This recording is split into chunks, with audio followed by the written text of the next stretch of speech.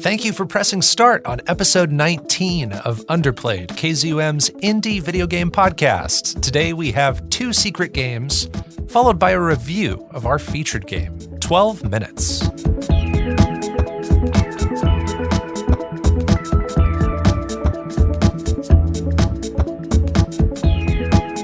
Here on Underplayed, we review indie games of all kinds, the games with small budgets but big hearts, the lesser-known experiences with imaginative ideas. I'm Bopo, and joining me is my player 2, DiscoCola. What is going on, DiscoCola?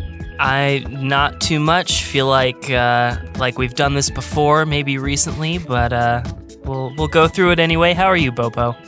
I'm doing just fine, DiscoCola. Best night ever. Guess who just made dessert? Let me know when you're in the mood. Those are, of course, references to 12 Minutes, our featured game this episode. You'll hear our review in the back half of this episode. We're going to get to our secret games here in the first segment, but first, I want to acknowledge a couple things. One is that early on in the season, in kind of this intro, more informal, less planned part, we talked about Hollow Knight Silksong after we reviewed Hollow Knight, right? So we reviewed Hollow Knight on episode 12, and then I felt remiss not talking about or acknowledging the existence or the, upcoming existence of Hollow Knight Silksong. So on episode 13, I think, the very next episode, we talked about that, what we know about the game and how we're anticipating, maybe seeing more at some point, but we didn't know when. Well, there was an Xbox showcase pretty recently as we're sitting down to record this. And they showed off Hollow Knight Silksong. They played a trailer for that. And that was kind of surprising because you and I thought that was going to be a timed exclusive on the Switch when it comes to consoles. Right. But playing at the Xbox showcase. And they said that all of the games they showed off would be released in the next 12 months. So we might be a calendar year or less away from Hollow Knight Silksong. So I just want to acknowledge that so that if anybody hears, if somebody hears episode 13 and goes, wait, these guys don't know what they're talking about, we can then, like a month and a half later, play this episode for them. Hey, people in the past, from the past to the future, keep listening. Yes. We'll get to it. Keep listening. That doesn't work. All will work out in the end. But I think that also highlights the fact that we do this in a very irregular way and in a very spaced out way where we can't always address things that are timely. And we just end up screwing ourselves, honestly. We've had DLC come out soon after episodes drop, like Bugsnax, and then House had DLC after that episode. Yeah. It happens, man. So if we end up spacing out our recordings and then our release of the episodes, so we'll end up missing things and look very ignorant in that way. But here's another way that I appeared ignorant. You're totally in the clear on this, but also in episode 12, do you remember what my secret game was? Golf Story? Yeah. I guess I didn't give you a chance to guess there. But you remember Golf Story. I talked about all the things I liked and disliked about that game. And one quick note I want to make, I mispronounced a name. Oh, snoot. I mispronounced the name of the composer. So I thought that the composer's name was Joel Studier. Do you remember I remember being hearing dropped? that name today, actually. So I thought his name was Steudier. And it's actually Steudler. Oh. So it's either Studler or Stoidler or Studler. So I just want to acknowledge that. It's not Studier. That is, so I'm very certain he's probably never heard that pronunciation of his last name. So I'm sorry, Joel Studler, for mispronouncing your name. I thought there was an IER and I thought there was something French going on there. Man. And I wanted to sound all fancy. So, goodness. But you're Joel Studier to somebody out there who listened to episode 12, but never episode 19. So that's all I wanted to say. There. Now I can point to this. If anybody wants to correct me, I could say, I did fix it. So let's move on to our secret games. Secret games. I know you're playing without me. Secret games. Well, I'm here to tell you, baby. Secret games. I've been playing too. Secret games. In Secret Games, we're going to each review an indie game we've been playing in secret since episode 18. We don't discuss our picks in advance. We keep them a surprise for this very moment we're sitting down to record episode 19. We can choose any indie game we want as long as we haven't reviewed it before on Underplayed. We will start with you, DiscoCola. Let the mystery be no more. Reveal your secret game for episode 19 of Underplayed. My secret game this episode is Undercoder's Treasures of the Aegean. Hey, it's that game you wanted to play in season 1 when you played Time Spinner? Yes. You ended up picking Time Spinner instead. That's exactly it. You took the first part of my notes and set them. Yes, so I sent you the trailer. All right, I'm playing it now, watching it while you discuss. Yes, so as you alluded to, this was, I mentioned this in the episode that we did for Outer Wilds. I really wanted to play this game, but I had a physical on the way and it wasn't here yet, and couldn't afford to double dip on it for the digital as well. But to be honest, it would have been a much better fit for that episode, but it is still a time loop game, so it still works here. Treasures of the Aegean features the playable Marie, an athletic treasure hunter, and her partner James. I don't think they're romantic partners. Sorry, I should be more clear. Collaborative partners. Yes. Got it. He's a history scholar interested in discovering the greater secrets of the ancient Minoan civilization. The looping nature of this game is established immediately with a cutscene that takes place at the end of a loop. After the scene plays out, it throws you back in time by a couple of hours to the start of the first loop. You are on the Santorini coast when suddenly an island erupts out of the Aegean Sea. As Marie, after getting your bearings post-explosion, you find your phone and get in touch with James and set out via helicopter to explore this island that has risen from the sea. Your goal in this game is to learn as much about the Minoan civilization as possible and decipher the key to King Minos' tomb. With the exception of the primary loop, you land on a seemingly random point on the island, and from there you have the length of the loop to find as many pieces of the puzzle as you can.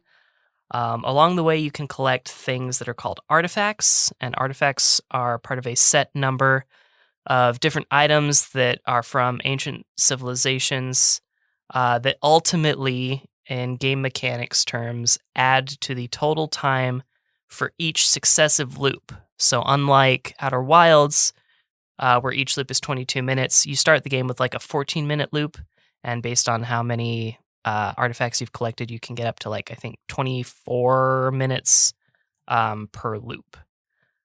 So yes, the more of the artifacts you have, the more time you have to find all of the different secrets and how all of the greater puzzle works together. Each time you find sort of like a key moment or a key like piece of this greater puzzle, it adds itself to what's called the prophecy on your tablet, and that will help you in the next loop. So at the end of each loop, the island will begin to shake violently, and James will tell you that you have to evacuate. As you are leaving the island, however, Marie drops her tablet during the escape, and once the island ultimately explodes, it takes half of the planet with it. And from there, the loop rewinds. And then before the beginning of the next loop, it shows that Marie's tablet lands in ancient Minos. It travels through time. So this is clearly why Minos was so advanced. Now, a lot of that probably sounds like spoilers, but this is all really just at the beginning of the game. That's the setup. Yeah, that's the setup at the beginning. But beyond that, you have a massive map that gets roughly filled out as you go. And you are meant to jump, climb, swing, and explore all of the different nooks and crannies of Minos solving puzzles along the way. So, things that I like about this game. Moving around, especially the running and the wall jumping, feels really good, especially when you're in like an uncharted area and you're just sort of blindly running and sliding through new zones, filling out as much of the map as you can. It feels awesome. And honestly, I might love if these like movement mechanics were simply applied to like a time trial platformer instead of an exploration game. The map is massive and varied in design and also sort of includes some Metroidvania elements. While ultimately this ends up being cumbersome at times, it allows a big enough canvas to really include a lot of different things, such as like a wrecked fleet of boats, a whale graveyard, as well as like the upper class city of ancient Minos in the uppermost part of the map.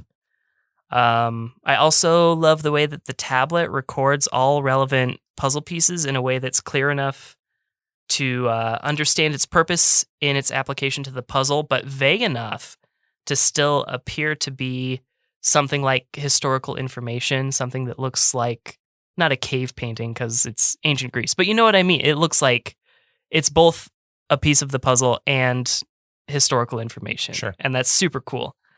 I also love that it's permanent when those things get recorded in your prophecy.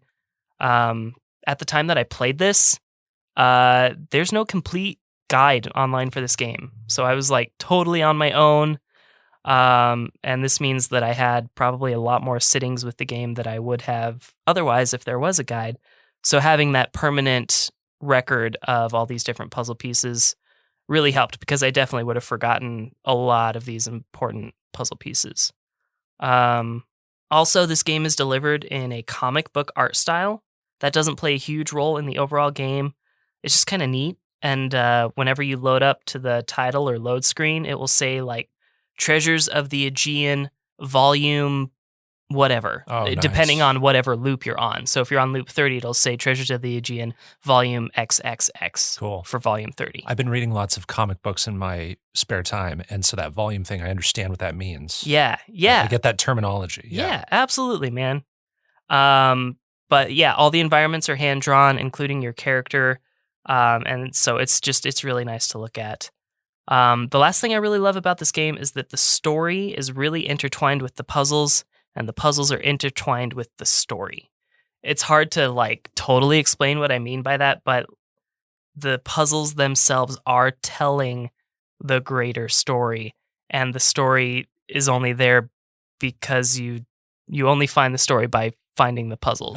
I'm tracking with that. Yeah. It's probably one of the cooler puzzle games I've played in a long time. So that's pretty cool. Things I don't like, some of these puzzles are pretty obtuse, as we like to say. Not all, but some. In addition, there's also like hidden paths, like Metroid games will sometimes have. But there isn't really any point in the main path that I recall being told that hidden paths exist. Sometimes you'll see an artifact that clearly has no way to get to it easily. Sure. However, at the start of the first loop, you encounter a wall, and Marie will say, "Oh, this wall may shift with the rumbling of the island." And so in my mind, that says maybe there are elements on a timer here in this world. And so kind of like that Metroidvania thing, but not necessarily picking up an ability that gives you the access, but just the world is changing with time. Right. And there were examples of that with Outer Wilds. Yeah, too. exactly. And so that's where my head was, but that's just not the case. They were just hidden paths, and I didn't know that, and I felt kind of cheated once I figured that out. The physics in this game can be a little challenging to deal with. So unfortunately, like certain collectibles will rely on precision in the gameplay mechanics, and the gameplay mechanics aren't quite perfect. And I had some similar issues with like object collision at times, not quite perfect. At certain points, gameplay has sort of this auto aim built in for jumping and running your certain objects or platforms. While in general, it's incredibly helpful, especially with climbing, there are certain puzzles where it becomes more of a problem than anything. And there are a few too many artifacts to find. So huge completionists are going to have like a hard time because this map is huge. There's nothing that you can unlock that sort of marks where they are other than the marker system that's built into the game. Translation could have used an additional proofread. I believe this game comes out of France originally. So there were a few too many grammatical errors, I think. But it also has me wondering, like, how many games deal with this when they're translated from English, and I'm curious about how well other games are translated around the world. And the last thing that I don't love quite as much is that you can't change direction mid-jump, which is not something you think about a lot, because most games have it. But I think it's very intentional in this case. Something I haven't mentioned yet is that you can take fall damage in this game, and this is something I actually really like about Treasures of the Aegean because it's very clear through multiple layers of feedback when you've reached that threshold for taking fall damage, and it sort of creates a way for you to slow down just a little bit so you're not just totally blowing through the whole map. But people that are experienced with platformers will have a hard time getting used to some of the jumping because you won't be able to change direction. But I do appreciate that they grounded you somewhat in reality, even though you're just this insane parkour master.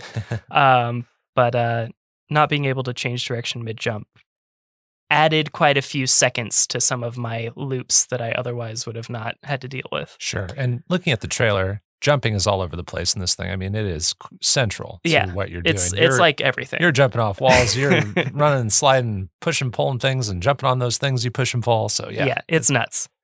Treasures of the Aegean has a lot to offer for a lot of different kinds of platformer fans. I don't think it executes any one of its individual elements to perfection except for running, climbing, and sliding. The overworld is incredibly attractive, and the hierarchy of puzzles is incredibly fascinating. I can only really see myself revisiting this maybe one more time to see if I'm able to finish the full greater puzzle in the first loop. But otherwise, I think I'm probably done with it. But I want to give Treasures of the Aegean a 7.5 out of 10. Very nice. Yeah, I love the style in this trailer I'm looking at. I love the use of onomatopoeia. You know, you see like words like boom and crash and things like that when your character's like interacting with the environment, or just when it's showing you a little bit of the some of the cutscenes and things like that. Also, I kind of see the relation you were talking about with this and Outer Wilds, how it might have been like more of a comfortable match with Outer Wilds. Like I see learning about the Minoans versus learning about the Nomai. Right. And, there's that going on. So you mentioned there are Metroidvania elements where you might run into something you can't quite access or interact with yet. Are there good visual markers for those kinds of things that clue you in to revisiting a spot later once you have a certain ability or once a certain amount of time has passed? Yes and no. So you don't gain any ability. Well, that's not true. You do gain some abilities, but they're not puzzle-based abilities. They don't help you traverse the world. So everything that you can do from the start. There are some visual markers that indicate that, but they don't play a huge role. But the big visual indicator is they still manage to find a way to do the Metroidvania thing where you are in very distinct areas. And they do that a lot through the use of color. So I mentioned the whale graveyard. So as long as you remember maybe something that you saw you couldn't quite remember how to get to, if you remember that it was near a bunch of whale bones, that clues you in as to where to go. Or like the underground is a very dark blue. There's an area in the middle of the map where all the rocks are pink. The use of different colors and certain environmental pieces help you remember where to go back to if you can sort of visually remember what you were looking at when you found that obstacle. Very nice. Well, it seems like Treasures of the Aegean has a great mix of a lot of the genres you and I enjoy, like puzzling, Metroidvania stuff, action adventure, platforming. Like this sounds like something I would maybe like to check out. So, did you say the platforms? No, I played the physical PS4 edition distributed through Limited Run Games. Treasures of the Aegean is also available on PS5, Switch, Xbox One, Series X and S, and PC. Well, very nice. That's DiscoCola's secret game, Treasures of the Aegean. It's time for my secret game. And our two secret games might have a little bit more in common than I was expecting, actually. I try to pick something that's different than our featured game. So I picked a 3D side-scrolling runner that was released last year, but I see so much running and jumping going on in your game that, wow, this might have surprise synergy here. My secret game is Aerial Knight's Never Yield. Ooh, I have actually heard of this. Perfect. So I've got the trailer here. I'm going to check it out while you're talking. So this came out last year. It was developed by Aerial Knight, hence the name.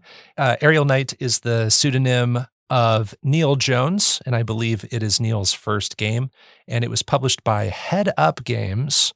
I'm going to read the game synopsis from the Steam storefront. Quote, survive a futuristic Tokyo-style Detroit in this 3D runner that tells the story of Wally, who has uncovered the evidence that can change his city forever. Explore a game world with a dope-tastic soundtrack featuring the authentic sounds of Detroit artists, end quote. So in this game, you're playing as Wally, who seemingly breaks out of some kind of a containment center, and he's running from robots. And it also seems like Wally is an android or maybe an experiment subject of some kind, but it's not totally clear. I might be reading into it a little far, but the story is completely wordless. You're just watching these very, very brief cutscenes. So what I told you in that game synopsis from Steam is actually more story than the game gives you. So a lot of this I'm reading into. Love it.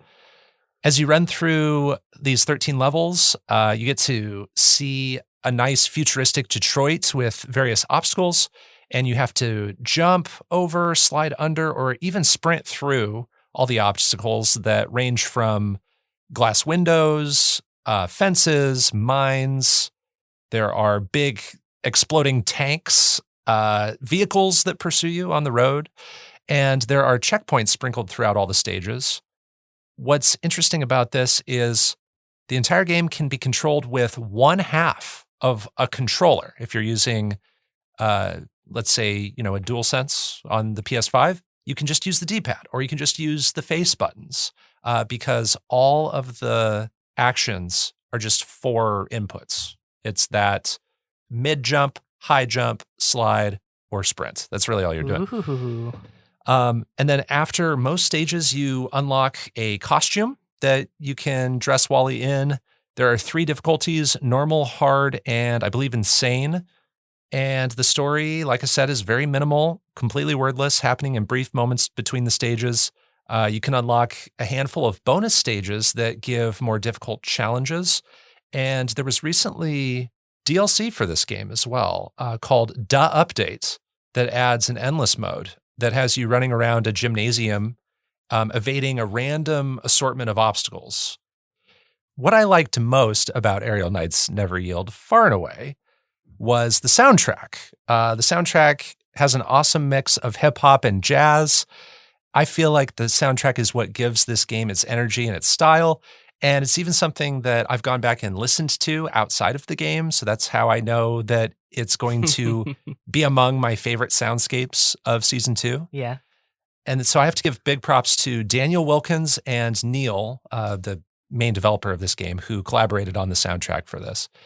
And it's a game you can enjoy no matter your experience level. That's another thing I would shout out about this game.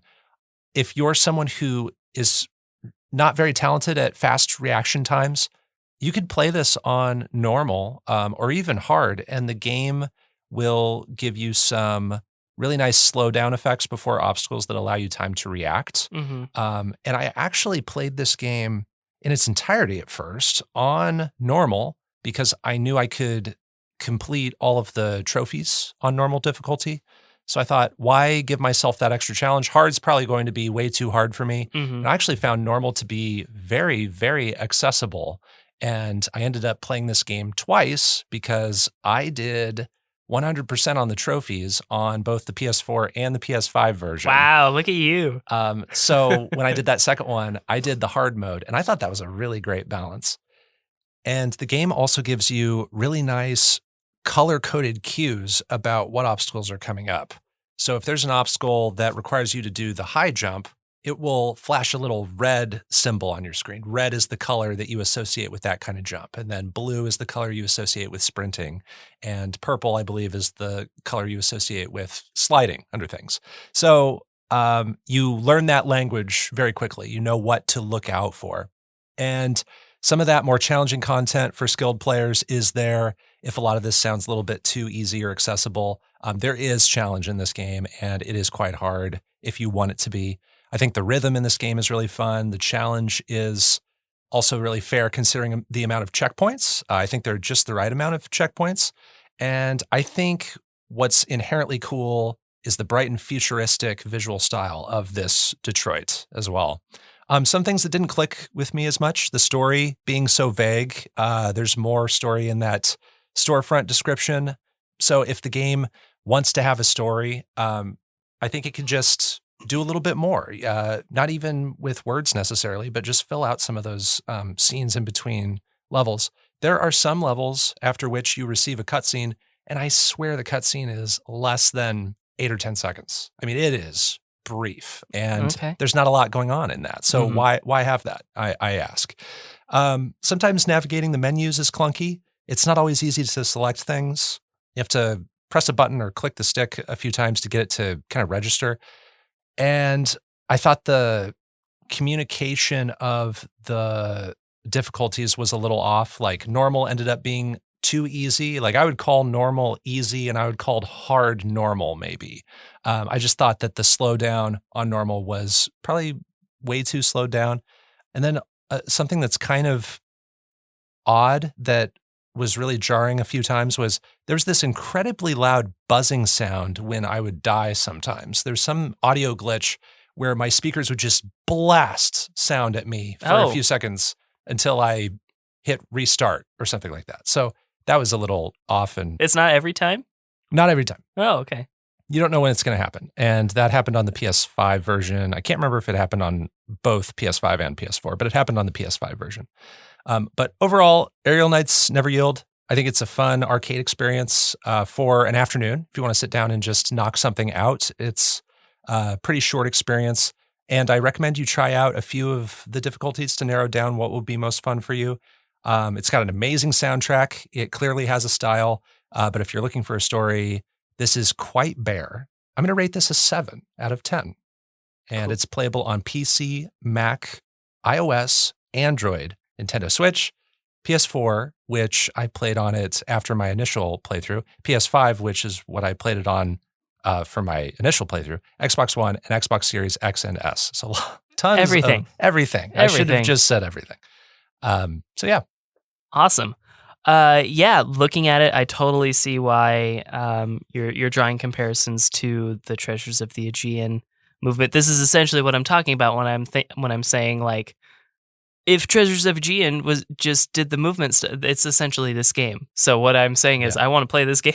Yeah, I think you'd have fun with it. I think I would too. I think it looks awesome. And it's instantly understandable. I like that too. 4 buttons. You can put the controller in somebody's hands.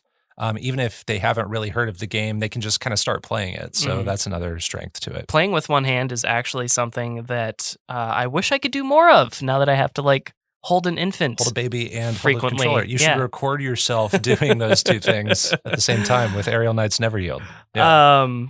Yeah, I think this looks great. I think I want to pick it up. I remember we might have been talking about the idea of Underplayed when this trailer dropped, because I remember watching a showcase that featured this. Yeah, it would have been about that time. Yeah. Yep. So I remember it stood out in my mind, and I am very interested in this.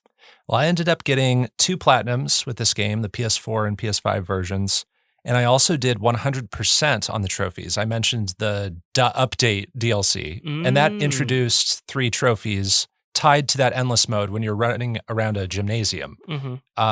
And one of those trophies in the Update requires you to play the endless mode perfectly for about 30 minutes.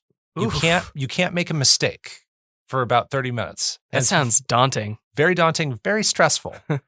And I got the first 2 of the 3 DLC trophies on the PS5 version. And I looked up what it would take to get that third, because the first 2 were relatively easy. And I go, oh man, I'd have to survive like dozens of minutes. And I don't know if I can do that. I don't know if I have the equipment in my body to do that. So I put the game down for a couple days. And then I decided to try it. I don't know what struck me, but I just wanted to try it again. I thought, you know what? I'm just 1 trophy away from that 100%. And I usually care more about the platinum than the 100%. That's how we're different. You usually like to chase that 100% no matter what. I thought, you know what? Maybe that is attainable. Maybe I just played that game for too long in one stretch that day and I just got tired. Maybe I should just try that endless mode now. And I ended up doing it in that sit down. I didn't do it the first try or the second or third try, but I eventually did it. And so then 100%ing the PS5 version, I thought I could try to do the PS4 version. Now that I'm so practiced at the game, I know what the story mode is like. I know what to expect. I could try to get one of the fastest times maybe on 100% on PSN Profiles, which is a site you can go see to track what trophies people have, how quickly they've achieved a platinum trophy, for instance. And so I committed a few hours to doing the PS4 version.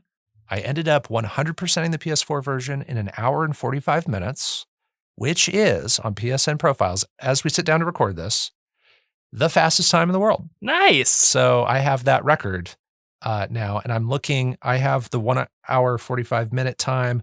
Second place is 3 hours, 53 minutes. And then everybody after that is like a day or more. Yeah. So I'm far and away in first place. Except, and that's an open challenge. Yeah, except now, not anymore. It's going to get broken now. It's going to get broken now. So if people want to break it, that's totally fine. That would actually make me super happy. So I actually have a similar story with Treasures of the Aegean.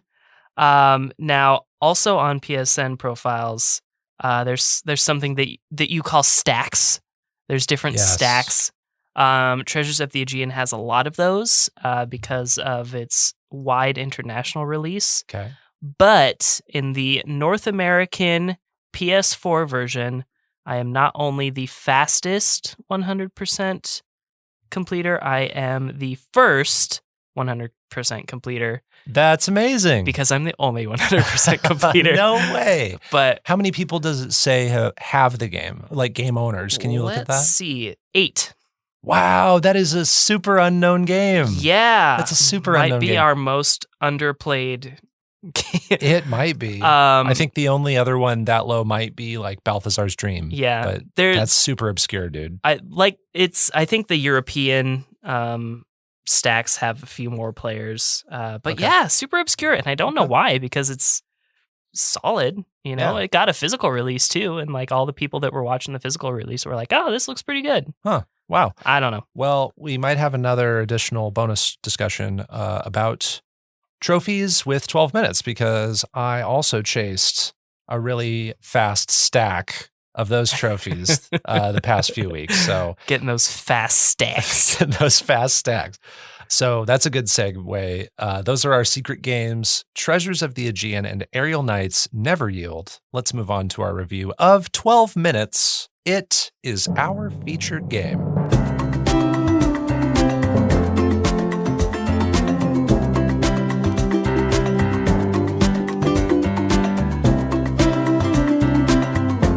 "12 Minutes" is a 2021 interactive thriller / puzzle / time loop game developed by Luis Antonio and published by Annapurna Interactive.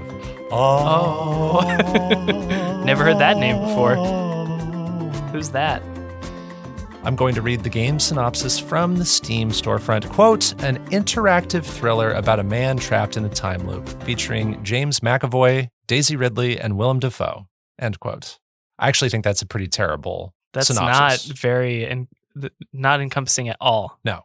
But I think what it does highlight is that this game is very sensitive when it comes to spoilers. And I think it's being very light with its story synopsis so that people go into this thing as fresh as possible. And I know lots of people spoil themselves on what's going on in 12 minutes, or people have heard a little bit more of an expanded synopsis going into this thing, and that's what interests them. Maybe they hear about what the construction of the time loop looks like.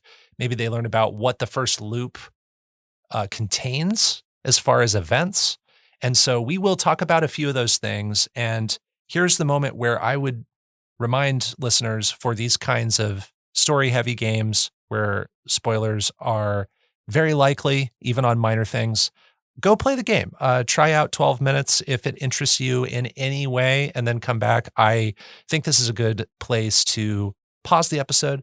But if you want to keep listening, we're going to set up the game a little bit more, but not spoiling that much. And overall, we're going to keep all the big twists in this game a secret. We're not going to spoil those things. Oh, we're not. So we're going Okay. We're going to allude to things very vaguely.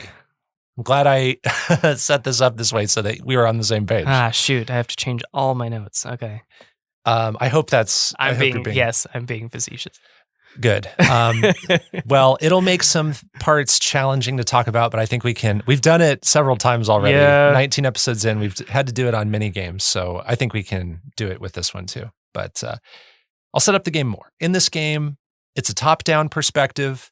You can walk around, pick up objects, talk to other characters, and interact with certain parts of your environment. It plays a lot like a point-and-click adventure. That's another genre classification I could have set up top. You play as a man coming home to his apartment he shares with his wife, and the apartment is quite small. The rooms are your living and kitchen area, kind of combined space, a closet, a bathroom, and a bedroom. And when you get home, your wife talks to you, and she's prepared dessert, and you ease into a conversation with her, and she tells you that she is pregnant. Congratulations. Right. So it's a very happy moment. After about 10 minutes, a cop arrives at your door and asks to come in. And you can let him in, and he'll come in. If you don't let him in, he'll barge his way in. So he's coming in. And when he comes in, he asks you to turn around so he can handcuff you. And he handcuffs both you and your wife. And then he accuses your wife of murdering her father and stealing something that's valuable. And then the cop strangles the husband to coerce the wife to give up information on the object she stole.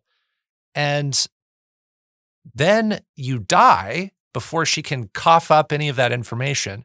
And when you die, you're back at the entrance of your apartment 10 minutes ago or so, and you have now entered the time loop of this game. So that's how brief it is.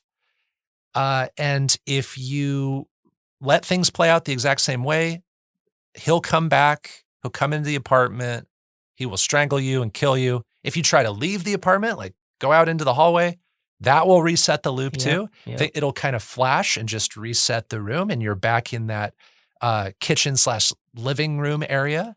And so the central goals of this are to find out what to say or do to the characters to influence different outcomes, to find out what the cop wants. Like, why is he interrupting our lives and killing me? And why does he want this object my wife stole? Why does he know what she did to her father? Is that even true? Yeah. And then what does your wife know that you don't?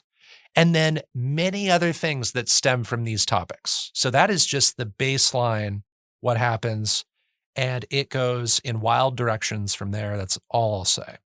So DiscoCola, this game was nominated for Best Independent Game at the 2021 Game Awards. Okay. So it was one of the handful nominated for that esteemed award. This is also an Annapurna game, and the second major time loop game we've reviewed for our featured game slots. And I also recall you being very excited and saying that you wanted to play this game so bad from our last episode of season 1, where we picked all of our featured games for our lineup for season 2. Yeah. You said, I'm so excited. I want to play it so bad. I think you even had a quick anecdote about somebody asking if this was going to be one of your secret games, maybe for the Outer Wilds episode or something like that. But you said you were pretty sure we would pick this as a featured game because it was a little bit more talked about last year, especially. It's got Willem Dafoe. It's got big name James McAvoy, Daisy Ridley too. So it's got these big actors attached to it. So you nabbed this game very eagerly when we were building our list of 10 featured games. Can you explain anything else that was alluring about it to you, or like what drew you to this game and made you say, I want to play this so bad? Well, I mean, Willem Dafoe was in a video game for one. Like that's a pretty big draw in itself. I had watched 1 or 2 loops done by a streamer that I used to watch back when the game first came out, I think. And I was very fascinated by all of the different items that I saw that you could interact with and what they did as far as affecting the loop. And so I kind of turned off the stream from there and was really fascinated to give it a shot for myself. So you're interested in the talent, you're interested in the potential of how you play with this world and walk around in it, use items on certain things in the environment or use items on other people, maybe. So, DiscoCola, were your expectations met? What are your overall thoughts on 12 minutes? Well, my overall thoughts, like we've said, a surprisingly stacked cast. However, having played it, when I first turned it on, I didn't know Daisy Ridley and James McAvoy were in the game. Oh. I knew Willem Dafoe was in it, and I thought that was like, that's the one we can afford, so here we go. But I saw James McAvoy and Daisy Ridley as too. But having played it, at first I didn't even recognize that it was them. And even still being done, I still can't tell that James McAvoy is the main character. I still can't tell that that's him. So I kind of wish that they would have done it in their native voices. But yeah. So that part of what allured you, the talent part, maybe you're more attracted to the Willem Dafoe thing, but the other names, that's kind of out. Yeah. Right? So yeah. The other thing comes down to the gameplay and like how you use objects and how you're uncovering these mysteries. Right. And I think there's an impressive amount of scenarios programmed into the game. But at the same time, there's a number of scenarios that in my mind seem logical if you set them up, if you set up these dominoes in a certain way, but they don't play out. It just sort of skips this thing that you set up meticulously that any reasonable person, might approach, but just sort of skips that and the cop still kills you anyway. The game's main twist, super unexpected and wild. Like, in capital letters, super wild. Yeah, it's banana sandwiches. Not quite the wildest thing I've seen with Willem Dafoe, but it's definitely like up there. Yeah, if you consider all of his filmography. We're not talking about The Lighthouse, but it's still pretty crazy. I like that this game tracks dialogue options that you've previously selected. I can never remember things like that, especially after so many loops. And I couldn't get through all of it in one sitting, so I really appreciate that it's sort of like grayed out stuff that you've already tried. My biggest complaint, and I alluded to it earlier, is that some characters act irrationally or illogically. I'm thinking mostly of the cop. Like I alluded to, I can set up some scenarios where most of his behavior would dictate that he would leave the apartment if I set things up this way. Yeah. It just doesn't happen. But on the flip side, later on in the game, he's really easy to convince of certain things. So I felt a little bit of a disconnect there. And as I was writing my notes, I did start to think that it worked a lot like a one-room play, which is something that we've established in the past on the show that I dislike quite a bit. But I can say confidently that this is my favorite one-room play. Wow. If you consider it a one-room play. Yeah, it's a very unconventional one. Yeah. And one you wouldn't see played out on stage at a theater. But very much has that construction of being in an intimate space, small cast members, and everything feels close. Yes. Everything feels close. And you have to have a lot of dialogue that sometimes doesn't feel like it is a natural conversation just because you're Yes. filling out Exactly. that lack of action. Yeah. You don't know who these characters are going in. So Right. you get a little bit of that through their conversations just in that 10 minutes before the cop arrives. Mhm. So, I find that it was pretty fun to figure out the logic of a lot of the elements at play here. But there are more than one solutions that I would have never probably figured out on my own, at least not for a very long time. So I did have to consult a guide a few more times than I care to admit. I'd say that 12 minutes is one of the more enjoyable puzzle games I've played in recent years.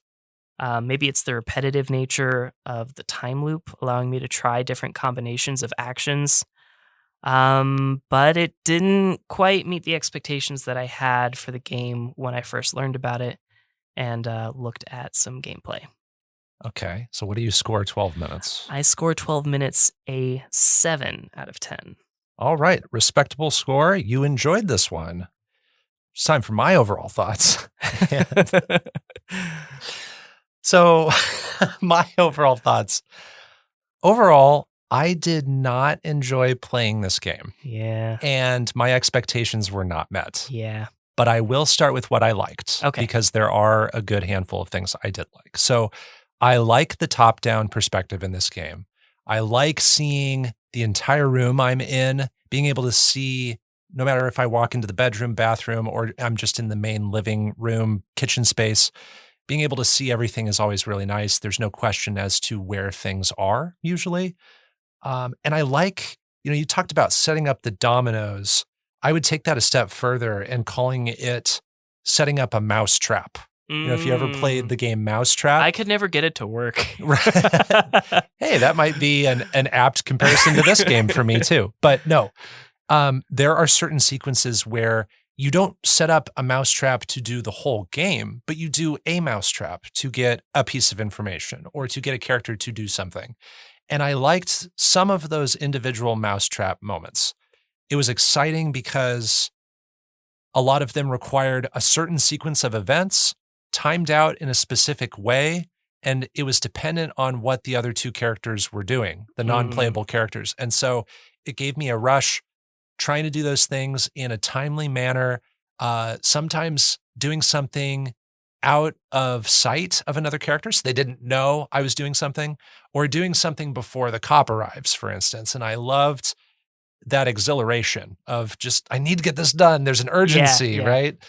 And it's very similar to other time loop games like Outer Wilds. Like, I think of the Ash twins where, one planet is losing sand, another planet is filling up with sand, and that causes you to rush to places. That kind of thing is happening in this game. And I like all the ways you can use objects to interact with each other or with parts of the environment. So I did some research after I did my playthroughs of this game, and I didn't ever experiment with this, but apparently you can flush things down the toilet. I did do that. Did you do that? Okay, so confirmed you can do that. I didn't get to do that, but I just love the idea that you can do that. There's a knife in the kitchen. You can use the knife on objects around the apartment. Like, there is a faulty light switch, and I'm not going to spoil what that light switch does, but you can apparently use the knife on the light switch, so you can find different weird combinations of things to do. And you can also use items on yourself. And I'm not going to spoil anything about that, but there's a whole world of possibilities there. And I just feel like this always led to many possibilities to try, a lot of experimentation that was exciting. I also like that all of your small decisions can have big outcomes. If you're doing a sequence of things, you can change one little thing and it might drastically change the path you're on and make it more interesting or make it different than the last time you tried something. So the game pays attention to some small things you do. And like you said, I think this game does a thing that's necessary in time loop games, which is let my character hold on to information. Conversations I've had, the options are grayed out, like you said. You interact with phones eventually in this game, and you need to call phone numbers and your character just remembers phone numbers, and you can select from your contact list Yeah, almost, on the side. This person grew up before the internet, that's for sure. I love that I can just click on a contact and I don't have to remember the phone number. It seems like it's a no-brainer thing, but I still really appreciated that because I still had that I wrote down the phone number when I discovered it. I was like, oh God, I have to remember this. But yeah, because I guess you don't know. You don't know until the next time. And then another little detail I really think is cool. There are these really eerie, subtle changes in the paintings hung around the apartment as you progress and learn more information. And I only knew this because they're tied into trophies and you have to look at the paintings. But I think that's really cool that only a fraction of the players who get into 12 minutes will notice. And so I love those little eerie, haunting details. Now, my dislikes with 12 minutes. I have 8 or 9 overarching problems with 12 minutes. Oh, okay. So strap in. Okay. I'm going to try not to go too long on this, but there's a wide variety of problems I have with this. Okay. So the repetition, you talked about how, that's kind of cool. The repetition allows you to try new things. There were some sequences where I was trying to find another clue where I just found the repetition monotonous and painful, especially if you're forced to endure an uncomfortable moment or a gruesome moment over and over and over. Sometimes I became desensitized to things, but other times I just kind of became almost sick to my stomach seeing something gruesome over and over and over. It's like, I got to do that whole loop again because I did something at the end wrong. Yeah. So I have to sit through that gruesome thing again. And it can feel easy to miss information near the end of a loop, especially if you're having a conversation and that loop doesn't let you get through all of the dialogue options. And then it feels like you have to spend another 10 minutes doing another loop just to get to that conversation and just to get those other 2 dialogue options you didn't get to. Because what if those lead to a clue? I don't know. Right. This game's a little obtuse with things. So I feel remiss not doing that. The control mechanics for me can feel clunky. I felt like the movement was delayed in a weird way. Yeah. I played this on PS4 and PS5, so I don't know what was going on, but I felt like I would input an action and it would just be a little bit too delayed. And sometimes if you're doing an action and you feel like your character's most of the way through doing the action, you start to do another action, but that can actually be too soon and it will cancel. It cancels out. It's all the time. That happened to me a lot. And it's like, I got to be a little bit more patient with, I have to wait for him to set down the cup on the table. Fill the mug. All the way, filling the mug with water. Just a little too long on that stuff. And then on the story, the twist, the big twist. There are lots of twists in this game, but the big twist I found very off-putting because it's a very taboo thing. It's a very crazy banana sandwiches thing, and it's okay for the game to have that, but I feel like it doesn't earn it, and it doesn't reckon with it in a way that I found satisfying. I feel like the game introduces this crazy thing, and it has this responsibility to reckon with it, indict it, talk about it, address it, and it just doesn't do that. I feel like it shocks the player for shock's sake. I agree. And so I just wish that that twist happened in a more meaningful way. And I think it could have been more meaningful with a really satisfying ending, but I feel like the destination in this game kind of sucks. I feel like it kind of sucks.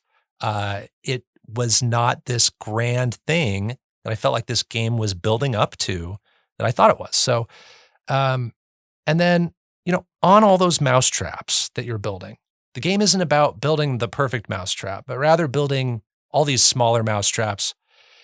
And I didn't always know when I should move on to the next mousetrap. You know what I mean? And this might be more of a me thing, but I would become crippled with indecision. It's like, should I keep doing this sequence of events to make the cop do X thing and make my wife say Y thing? Should I keep trying to do that but change one little thing? Or should I try to invent a whole new mousetrap? And I don't know what's best. I don't know.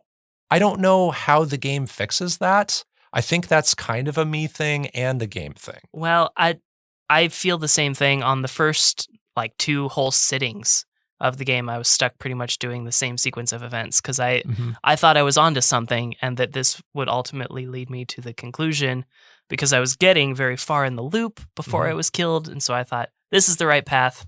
And I was stuck on that for a long time. And ultimately, there's just way more to do. And I just found that solutions are, too obtuse, like you said, overly hidden. I would lose patience so badly with some of the solutions that I looked a few things up to Mhm. finish this game.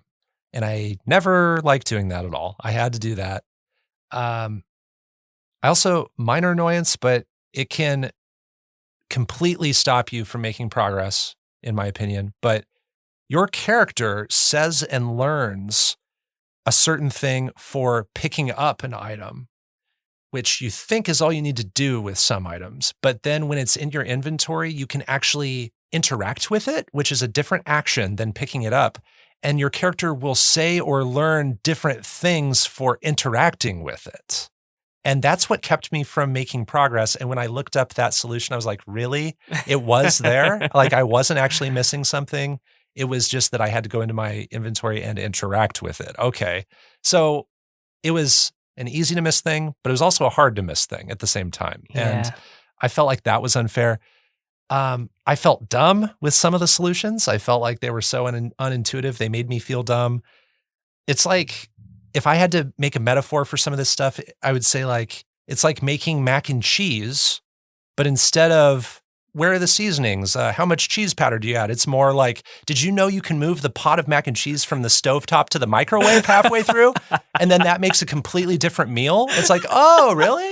I didn't know that. So but I knew all the time that microwave was there and that the stovetop was there, but never in my mind would I think to move the pot from the stovetop to the microwave, So there's that. Then there are the performers. I feel like the performers were picked for the name recognition and that's it. But I will say Willem Dafoe has an iconic voice. He always does well. I like listening to him. He can give the performance across the entire cast this certain weight. But like you, I would never guess in 100 years that the other two are Daisy Ridley and James McAvoy. I feel like they did that to put their names on the cover and to Mhm. attract people because they recognize those names. And I feel like that's a little cheap. The game might benefit from a journal. There's very little direction in what is most important or even the totality of what I should be looking for. So maybe a journal could be helpful in this game. I'm not sure. One of the first moments of confusion I had in this game was when I was doing something, my wife was doing something, and the cop was doing something all at the same time. And then we were kind of talking over each other, and there was this cacophony of noise happening. And so sometimes things can overlap or synchronize in a way that's jarring.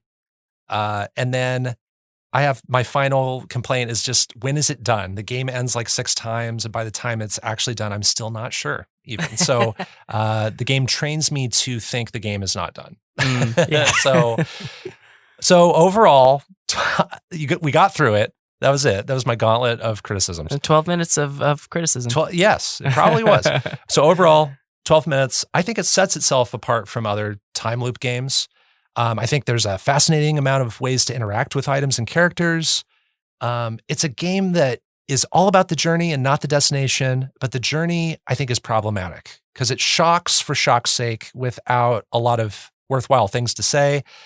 And I'd go a step beyond and say this game might be exploitive and morally bankrupt. With a wide variety of artistic and technical issues. So I'm going to give this a 4 out of 10. Dang. Does that sound like a fair score with what I've laid out? Yeah, and I would say like a 7 for me is similar probably to a 4 for you because like I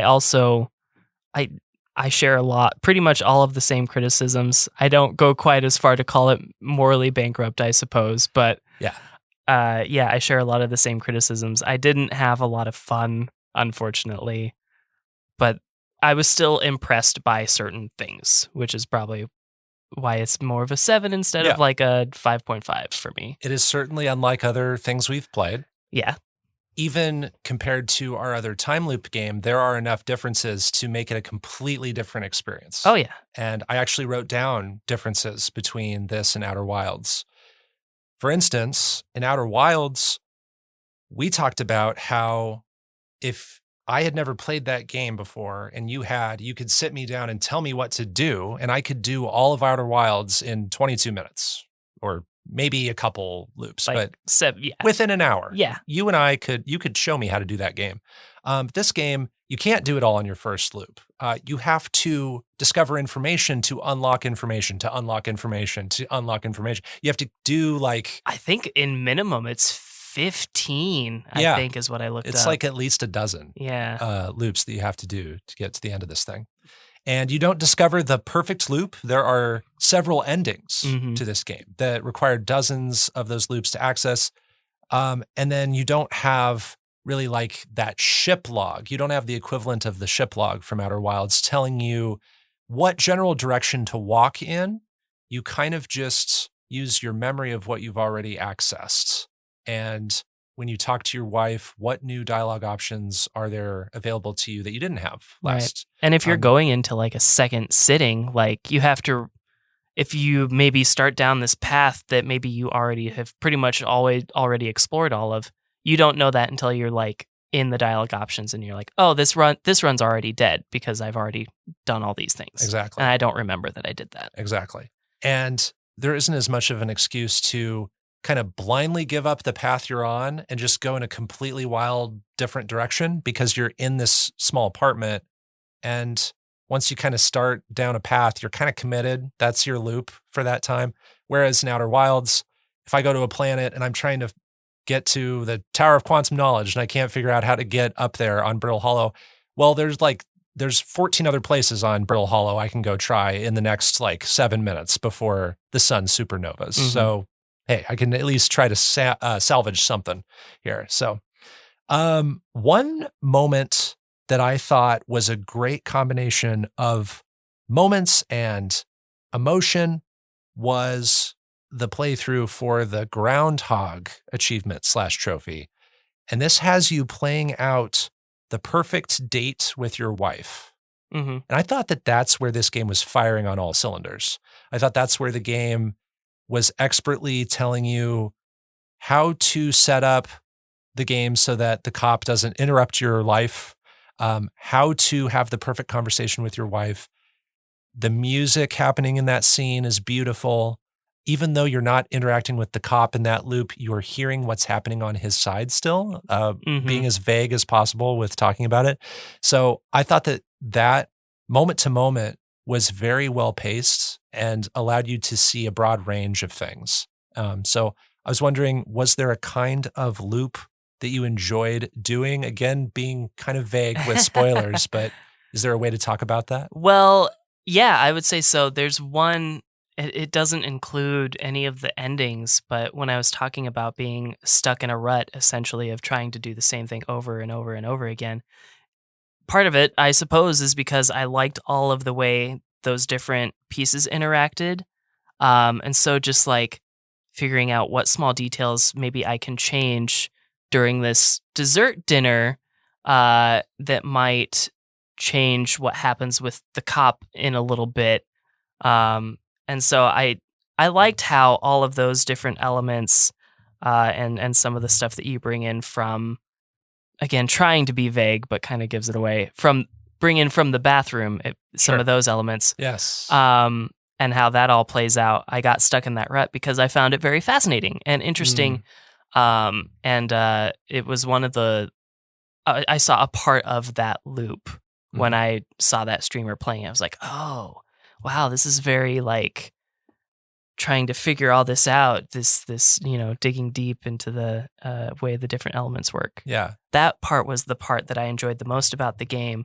But that kind of loop was where it did most of that digging into the game mechanics. Yeah. Some interesting moments are when you put yourself into another character's shoes about what logically they would react to. And you said sometimes that works in a way that's intuitive and sometimes it doesn't. The cop will just ignore things. But yeah, that was I would often take all the items I had available that I knew were in this apartment, and I would just mentally go through a list of matching up those items to other items, and then also then all of them to my wife, and then all of them to the cop. And then if I get this kind of reaction out of my wife, then if I show the cop this thing, do I get a different outcome there because I showed my wife this item first? Mhm. So I did all of those combinations in my mind, and that was really fascinating. And then there are certain things you just do at a certain time in the loop to get certain things to trigger or activate or not activate. And one of the things that I missed, and again, we've been dancing around spoilers. This is a little bit more spoilery as far as like what you can do in the game, but still very innocent in the grand scheme of things. When you get home, there's that closet that you can open and you can go into and find a phone in there, and you can go in and like close yourself in the closet. Mhm. And I found that out early, that you can go in the closet, close yourself in. But what I was stuck on for way too long was when you get home, I didn't realize you can shut yourself in the closet immediately, and your wife is in the bathroom with the door closed. She won't know you're home if you're in the closet with the door closed. I didn't figure that out, but I figured out way more crazy, weird things than that. And so that was the thing that made me feel dumb. It's like, oh, that's probably what tons of people try on their second or third loop, Mhm. is hiding yourself in that closet. I didn't do that for a long time. You didn't? Yeah. Okay. Was there anything else that comes to mind that's like, oh, I should have figured that out sooner? Actually, discovering one of the phone numbers, I did it wrong the first time. 'Cause like I took the phone that I needed, but I didn't do anything with it. I didn't do what I needed to do to lock that number in. Gotcha. So, Yeah. I felt pretty stupid. Yeah. And once you've interacted with that, you just assume, oh, I've exhausted all possibilities. Yeah, but there's more to it. Yeah, for sure. And then some objects are red herrings. There are some objects you never need to interact with, right? So this is another kind of minor spoiler, but in the kitchen area, there's a knife. You never need to touch that knife. You don't need to touch that knife. It's one of the first things I experimented with. I used that knife in every way I could think of, but you actually don't need to touch that knife to get all the endings and to get the platinum on PlayStation. So I thought that was interesting. When you pick up a phone, one thing I thought of is, what if I call 911? I did that. You don't ever need to do that. You don't ever need to call 911, which is interesting too. So Response times are way too yeah. way too long. You're dead before it matters. Yes.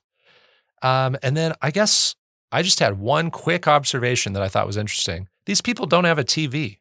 Well, yeah.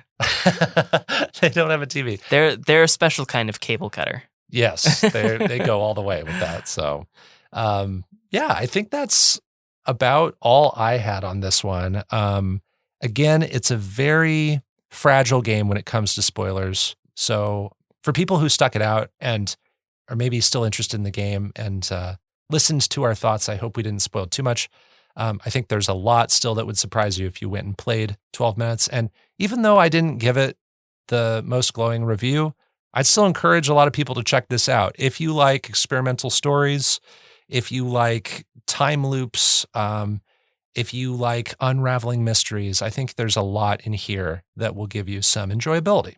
So I think of it as sort of not quite as monumental in game development as maybe Before Your Eyes, but it sort of has that feeling in what time loop. It's the time loop game that stood out, I think. Yeah. So, and it stood out in a time when we were getting lots of time loop games in one year. We got lots of roguelikes. We got The Forgotten City in 1 year. We got Deathloop in the same year. We got Returnal in the same year. Lots of these games came out in 2021, and I think all of them have an excuse to stand out. But this one certainly I thought was interesting to talk about for Underplayed, and glad we tried something weird and different. So that's our review of 12 Minutes. You can play it on PC, Mac, Nintendo Switch, PS4, PS5, Xbox One, and Xbox Series X and S. DiscoCola rated it a 7.